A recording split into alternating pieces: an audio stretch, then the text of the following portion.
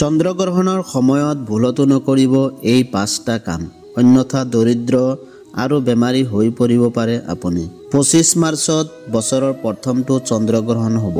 এইটো এটা পেনুম্ব্ৰেল চন্দ্ৰগ্ৰহণ, যিটো ভাৰতত দেখা নাযায়। এই চন্দ্ৰগ্ৰহণ 25 মাৰ্চৰ পুৱা 10:30 পৰা আৰম্ভ হ'ব আৰু দুপৰীয়া 3:02 লৈকে চলিব। জ্যোতিষৰ মতে কিছুমান কাম আছে যিবোৰ গ্ৰহণৰ সময়ত নিষিদ্ধ। এইবোৰ কৰি মানুহজন অসুস্থ আৰু দুখীয়া হৈ পৰে আৰু জীৱনত বহু সমস্যাৰ সন্মুখীন হ'বলগীয়া হয়। চন্দ্ৰগ্ৰহণৰ সময়ত মানসিকভাৱে প্ৰাৰ্থনা কৰি কিছুমান কামৰ পৰা বিৰত থাকিব লাগে। গ্ৰহণৰ সময়ত খাদ্য নাখাব। দেৱী ভাগৱত পুৰাণৰ মতে চন্দ্ৰগ্ৰহণৰ সময়ত খাদ্য খোৱাৰ পৰা বিৰত থাকিব লাগে। খাই থাকিলেও আন কাৰোবাৰ দিন হোৱা খাদ্য খোৱা উচিত নহয়। এনে কৰিলে ব্যক্তিজন দুখীয়া আৰু অসুস্থ হৈ পৰে। গ্ৰহণৰ সময়ত খাদ্য খোৱাটো নিষিদ্ধ। তেনে কৰিলে ধন সম্পত্তি আৰু শস্যও হ্ৰাস পায়। কিন্তু এই নিয়ম কেৱল শিশু আৰু ৰোগীৰ ক্ষেত্ৰত প্ৰযোজ্য নহয়। চন্দ্ৰগ্ৰহণৰ সময়ত শুব নালাগে। তেনে কৰা ব্যক্তিয়ে বহু ধৰণৰ ৰোগৰ সন্মুখীন হ'বলগীয়া হয়। চন্দ্ৰগ্ৰহণৰ সময়ত মন্ত্ৰ জপ কৰা আৰু মানসিক পূজা কৰা অতি শুভ বুলি গণ্য কৰা হয়। এনে কৰিলে ঈশ্বৰৰ আশীৰ্বাদ পোৱা যায় আৰু সেই পূজা আৰু মন্ত্ৰ জপৰ ফল দুগুণ হয়। কিন্তু গ্ৰহণৰ সময়ত যাতে টোপনি নাযায় তাৰ প্ৰতি সাৱধান হ'ব লাগে। গ্ৰহণৰ সময়ত পাত, খেৰ, কাঠ, ফুল আদি ছিঙিব নালাগে আৰু চিন্তা কৰিব নালাগে। তেনে কৰিলে বুদ্ধি ধ্বংস হয়। চন্দ্ৰগ্ৰহণৰ সময়ত ব্ৰহ্মচৰ্য অনুসৰণ কৰক।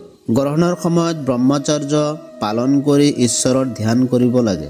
গ্ৰহণৰ সময়ছোৱাত স্বামী স্ত্ৰীয়ে শাৰীৰিক সম্পৰ্ক পৰিহাৰ কৰিব লাগে। চন্দ্ৰগ্ৰহণৰ সময়ত যৌন সম্পৰ্ক স্থাপন কৰি ব্যক্তিজন নিম্ন বৰ্গৰ জন্ম হয় আৰু বহু সমস্যাৰ সন্মুখীন হ'বলগীয়া হয়। ইয়াৰ উপৰিও শিশুৰ ওপৰতো ইয়াৰ নেতিবাচক প্ৰভাৱ পৰে।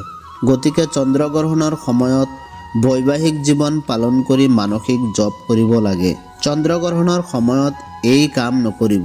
চন্দ্ৰগ্ৰহণৰ সময়ত বা তাৰ পিছত যিকোনো সময়তে চুৰি কৰা, মিছা কথা কোৱা, কাৰোবাক প্ৰতাৰণা কৰা, কাজিয়া কৰা, অশান্তি দিয়া, মাংস আৰু মদ সেৱন আদি কাম কৰাৰ পৰা বিৰত থাকিব লাগে।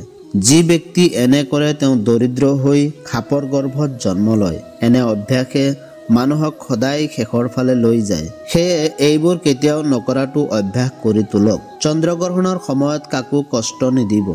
চন্দ্ৰগ্ৰহণৰ সময়ত বা তাৰ পিছত কোনো দুখীয়া বা দুৰ্বল ব্যক্তিক হাৰাশাস্তি কৰা বা জীৱ-জন্তু হত্যা কৰা ব্যক্তিয়ে গোটেই জীৱন সমস্যাৰ সন্মুখীন হ'বলগীয়া হয় আৰু পিছলৈ নৰকলৈ যাবলগীয়া হয়।